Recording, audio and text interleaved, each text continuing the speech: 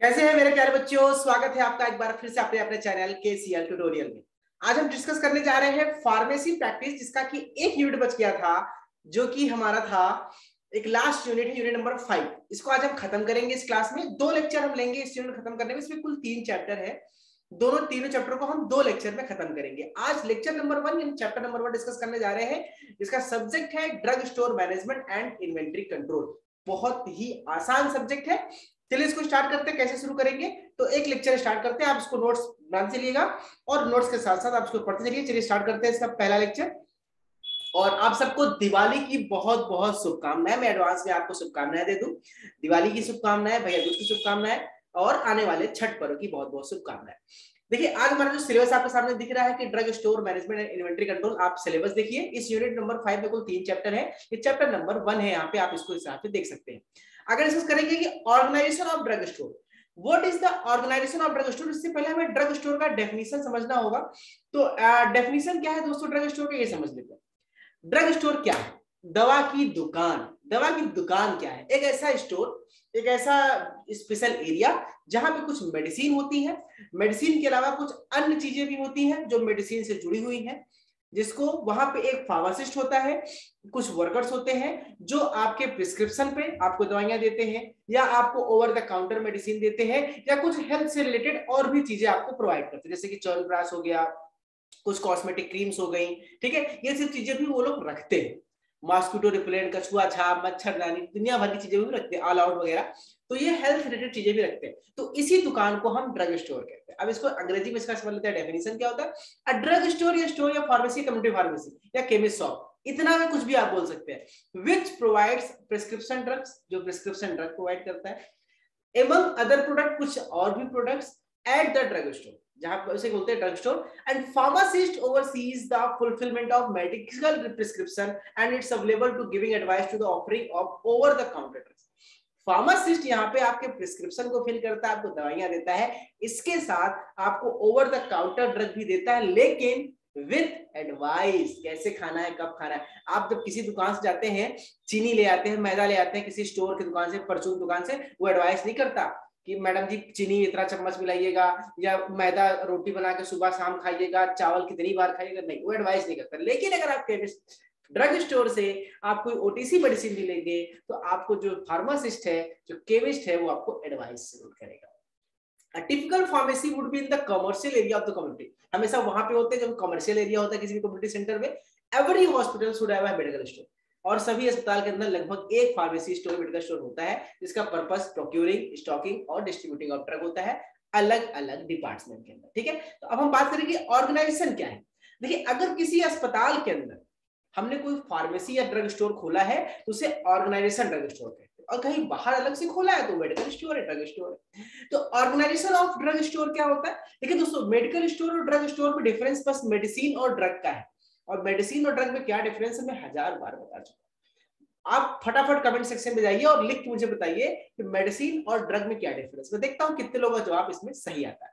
तो ऑर्गेनाइजेशन क्या है? ऑर्गेनाइजेशन एक ऐसी संस्था होती है जो किसी अस्पताल के अंदर, जो ड्रग स्टोर है, ये एक प्रकार का सब ऑर्गेनाइजेशन, ये संस्था के अंदर छोटी संस्था, जहां पे वो मटेरियल को होल्ड करता है, दवाइयां रखता है और कुछ और एसेसरीज रखता है, जैसे डिस्पोजल है, डीएनएस है, ड्रिप्स है, पाइप्स है, यूरेथर है, कैरेथर है, जो चीजें जो एरिया जो अस्पताल में है, ग्लव्स है, मास्क जो यूज होते हैं, उनको भी रखता है, कुछ एसेसरीज रखता है, और वहां पे वो दवाओं का लगातार फ्लो बनाए रखता है, उसको स्टोर करता है। ये ड्रग स्टोर और ऑब्जेक्टिव की बात करते हैं। अगर किसी अस्पताल में किसी जगह पे कोई मेडिकल स्टोर खोला गया है, कोई ड्रग स्टोर खोला गया है, तो उसके क्या ऑब्जेक्टिव है?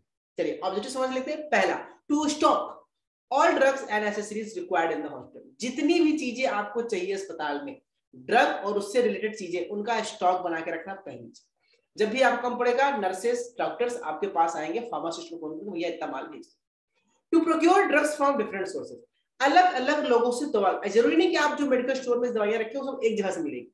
हो सकता है कि आपको ग्लव्स के लिए दूसरे सप्लायर को फोन करना पड़े, ओटीसी मेडिसिन के दूसरे फोन करना पड़े, आपको सर्जिकल मास्क के लिए, कैथेटर के लिए, डिस्पोजल के लिए, ड्रिप्स के लिए, सबको अलग अलग फोन करना। तो अलग अलग लोगों से मटेरियल को कलेक्ट करना और कलेक्ट करके अपने पास इकट्ठा करना। To supply drugs to the consuming department, किस विभाग में कितना कंज्यूम हो रहा है, उसके हिसाब से मेडिसिन सप्लाई करना। जैसे आईसीयू है, आईसीसीयू है, कार्डियक यूनिट्स है, फीमेल वार्ड है, मेल वार्ड है, इमरजेंसी वार्ड है, आइसोलेशन वार्ड भी बन गया, जैसे कोरोना आ गया, तो ये सब चीजों में भी आपको वहां पे सप्लाई करना है। To store drug required in research पर, जहां पे R&D काम हो रहा है, जहां पे काम हो रहा है वहां पे भी आपको ड्रग को सप्लाई करना है। To preserve record and receipt of issues drug, जितनी ड्रग जहां पे आपने इशू किया उसका रिकॉर्ड मेंटेन करना भी फार्मासिस्ट का काम है, ये ऑब्जेक्टिव ऑफ ड्रग स्टोर है। To maintain record and receipt of issues drug, जितना ड्रग आपने इशू किया, जितना आपने मंगाया उसका भी रिकॉर्ड रखना है, और जितना आपने इशू किया उसका भी रिकॉर्ड आपको रखना है। To carry out all operations regarding drug economically to save money, और पैसे बचाने का जितना जुगाड़ आप कर सकते हो वो जुगाड़ करके आपको पैसे बचाने का ये ध्यान देना है कि आपको उसमें से पैसे बचाने। चलिए लेआउट की बात करते थे। लेआउट मतलब एक फार्मेसी कैसा होना चाहिए, एक ड्रग स्टोर कैसा होना चाहिए। तो एग्जाम में कई बार क्वेश्चन पूछा गया, उसमें एक आपको फिगर बनाना होता है। ये ऑलरेडी मैं पहले के लेक्चर में पढ़ा चुका हूं कई बार, एक बार फिर से समझा देता हूं। मिनिमम एरिया कितना होना चाहिए, 600 से 1000 स्क्वायर फीट। ठीक है, मिनिमम 600 1000 तक चलेगा। स्क्वायर फीट आपका कमरा होना चाहिए, जहां पे स्टोरेज फैसिलिटी होनी चाहिए, केमिकल बायोलॉजिकल्स के लिए अलग अलग। वहां पे आपके रैक्स होने चाहिए, अलमीरा होने चाहिए, कम से कम 2 एंट्रेंस होना चाहिए, 2 गेट होना चाहिए, जहां से एक तरफ से माल आए और दूसरी तरफ से माल को निकाल के हम डिस्पेंस करें। विंडोज होनी चाहिए, अलमारा होनी चाहिए, काउंटर होनी चाहिए, और जो सीलिंग और की हाइट होनी चाहिए करीब 2/3 उसकी हाइट होनी चाहिए। ये मैंने मोटी मोटी बात बता दी, आपके सामने नोट्स लिखा हुआ है, आप तला इसको अपनी भाषा में लिख सकते हैं और आसानी से समझिए, ऑलरेडी ये बहुत इजी लैंग्वेज में है। यहाँ से एक स्ट्रक्चर में आपको दिखा रहा हूँ सामने, ये आपके सामने एक लेआउट है। आप ये लेआउट देखिए दोस्तों, ये लेआउट जो है दोस्तों इधर हाथ चला गया ये दिस इज द लेआउट। इस लेआउट को आप ध्यान से देखिए। ये जो लेआउट है आप अपनी बुक्स में भी देख सकते हैं, या गूगल पे सर्च करके कोई इजी सा लेआउट भी, अगर आपको लगे कि इसके अलावा कुछ और बेहतर आप बना सकते हैं, आप कोई सा लेआउट बना सकते हैं, ये आपके लिए बेस्ट है। ठीक है, इसके लिए कोई आपको बाउंडेशन नहीं है, बस आपको फिगर याद करना है। चलिए अब हम बात करते हैं, क्वेश्चन एग्जाम में बहुत बार पूछा गया है कि what are the purchase and inventory control में हेडिंग है what are the objective of purchase. बहुत इंपॉर्टेंट क्वेश्चन है, कई बार डिप्लोमा में पूछा गया है। बी फार्मा में डिप्लोमा अगर आप पढ़ रहे हैं तो ये सेकंड ईयर में एससीपी है, हॉस्पिटल एंड कम्युनिटी फार्मेसी, और डिप्लोमा में फाइनल ईयर में तो आपका है ये सब्जेक्ट फार्मेसी प्रैक्टिस। तो क्या ऑब्जेक्टिव होते हैं, what are the objectives of the inventory control. तो दोस्तों यहाँ पे कुल 5 ऑब्जेक्टिव दिखे आपके सामने। ठीक है, पांचों ऑब्जेक्टिव को बारी बारी से डिस्कस करेंगे। पहला ऑब्जेक्टिव है राइट क्वांटिटी। मैं आपको पहले ब्रीफ कर रहा हूं फिर एक्सप्लेन करूंगा। राइट क्वांटिटी कि आप जब भी कोई प्रोडक्ट खरीदे, अपनी दुकान के लिए जो माल खरीद रहे हैं, उस पर ध्यान देना आपको क्या है कि क्वांटिटी ज्यादा ना हो, ना कम हो ना ज्यादा। कि भाई आपके प्रोडक्ट कोई एक महीने में कितना निकलता है या 2 महीने में कितना निकलता है, उतना ही मंगाइए। ओवर स्टॉक करेंगे, वो प्रोडक्ट कम निकलता है, स्लो मूविंग आइटम है, आपने ज्यादा मंगा लिया, एक्सपायर होगा, इन्वेंट्री फंसेगी। मान लीजिए आपने कोई प्रोडक्ट मंगा लिया ढेर सारा और वो 1 साल 1.5 साल में खत्म हो रही है, आप पैसे को ब्लॉक कर रहे हैं। राइट क्वांटिटी बहुत जरूरी है। Right quality, first one is quality, जहां से आप मंगाइए क्वालिटी बेस्ट हो। दूसरा राइट क्वांटिटी में बता दीजिए, क्वांटिटी ज्यादा नहीं होनी चाहिए, कम नहीं होनी चाहिए। पता चला आपको प्रोडक्ट चाहिए, बहुत जरूरी है। अब मान लीजिए कि आपके अस्पताल में सैनिटाइजर और ग्लव्स का यूज बढ़ गया है क्योंकि कोविड आ गया है, सेकंड वो थर्ड जो भी भगवान आ रहा है, तो आपने भैया एक बंडल मंगाया मास्क, 10 लीटर मंगाया सैनिटाइजर, 1 दिन में खत्म। अब कल हाहाकार मच गया। तो आपको इतना भी नहीं मंगाना है कम कि खत्म हो जाए, इतना ज्यादा भी नहीं मंगाना है एक्सपायर हो जाए और पैसा ब्लॉक हो जाए। राइट प्राइस, देखिए बहुत सारे सप्लायर मार्केट में हैं, कहां से सस्ता मिलेगा, कौन बेस्ट क्वालिटी और सस्ते में देगा। बहुत सस्ता मिलेगा, क्वालिटी खराब हो सकती है, और बहुत क्वालिटी बहुत हाई है तो महंगा बहुत है। आपको चूज करना है कि क्वालिटी भी अच्छी हो और सस्ता भी हो। तो राइट प्राइस आपको देखना है, राइट सोर्स, सही वेंडर से खरीदना है, ऐसा वेंडर जिसकी मार्केट में वैल्यू अच्छी है। बहुत ऐसे वेंडर होते हैं दोस्तों जो बेकार है, उड़न खटोरा टाइप के हैं, लोग नकली माल बेचते हुए पकड़े गए हैं, कई बार उनके यहाँ घोटाला हुआ है। तो ऐसे लोगों से आपको सावधान रहना है, सस्ते के चक्कर में बर्बाद नहीं होना। राइट सोर्स आपको ढूंढना है और राइट टाइम, किस कब लेना है।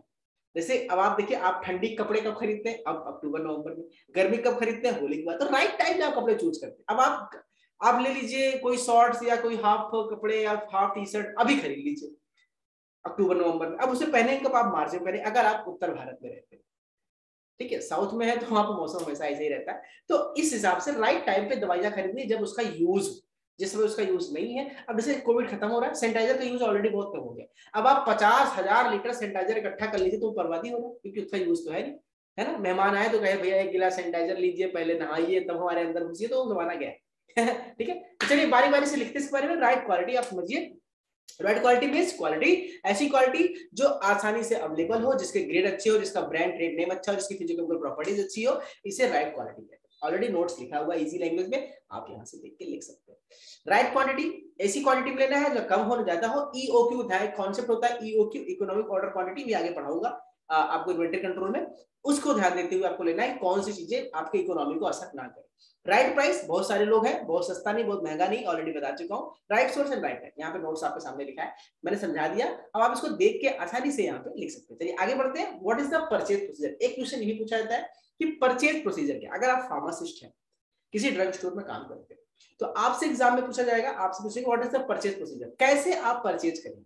तो आपको मैं छोटा सा तरीका बताऊं, कुछ 5 स्टेप है। पहला, आपको कितना क्या माल लेना है, क्या हमारे यहाँ कम है, उसकी लिस्ट बनाएंगे।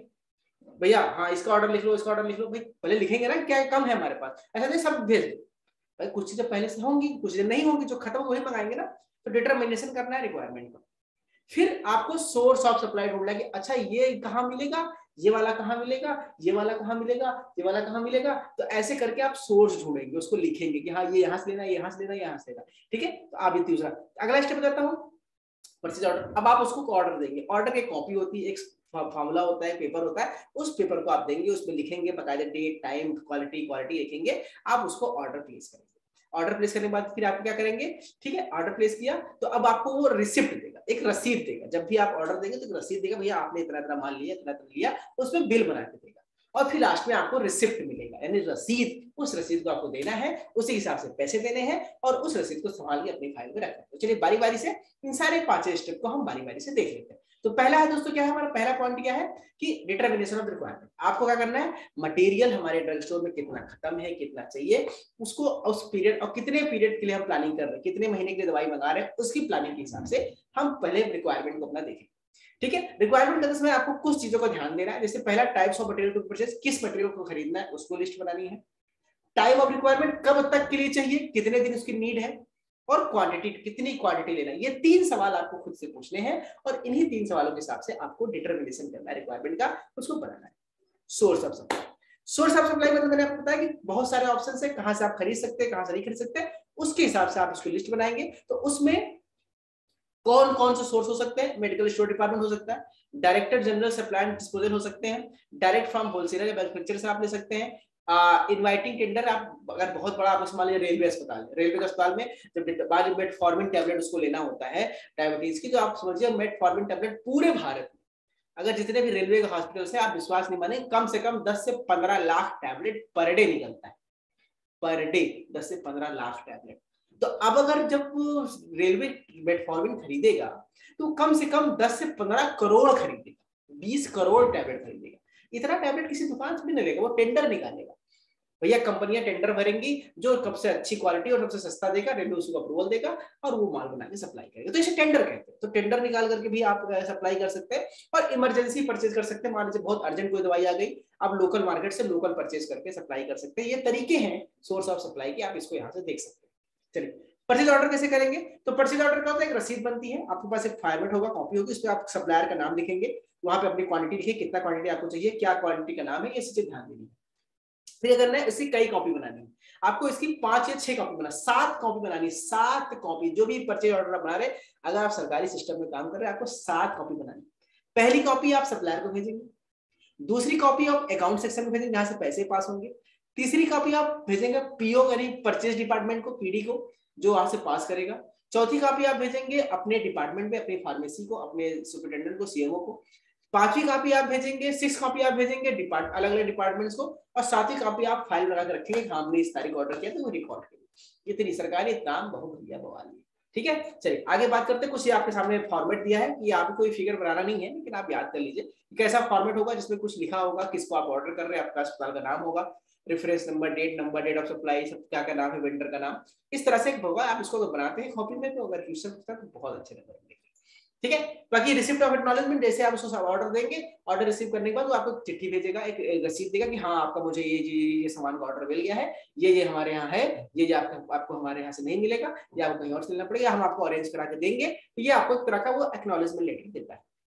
माल सप्लाई करेगा, आपको रिसिप्ट देगा। अब आप उस रिसिप्ट को रखेंगे अपने स्टोर में, आप रिसिप्ट को, सामान जब आएगा तो उसको मिलाएंगे, हाँ इसमें इतना लिखा है, इतना क्वांटिटी दिया है, ये एमआरपी है, फिर आप अकाउंट सेक्शन में भेजेंगे, वो पैसा इशू करेगा और उस वेंडर को, सप्लायर को पैसा मिल जाएगा। ये पूरा का पूरा प्रोसीजर है परचेजिंग का। ठीक है। तो लास्ट टॉपिक इस सब्जेक्ट का है चैप्टर का इन्वेंट्री कंट्रोल। इन्वेंट्री कंट्रोल बहुत ही टॉपिक बेहतरीन है। इन्वेंट्री कंट्रोल क्या होता है कि आपके किसी भी कंपनी में, आपके हॉस्पिटल में जो भी ड्रग है, जो दवाइयां है, जो मशीनरी है, जो मैन पावर है, उनको कितना क्वांटिटी में रखना है, कितना समय के लिए रखना है, क्या सैलरी देनी, कितना पैसा उसमें खर्च करना है, क्योंकि वही आपके प्रॉफिट लॉस को डिसाइड करेगा। तो इसी को पूरा इन्वेंट्री कंट्रोल कहते हैं। इन्वेंट्री कंट्रोल में आपको बहुत ही बेहतरीन लेक्चर्स देने जा रहा हूं।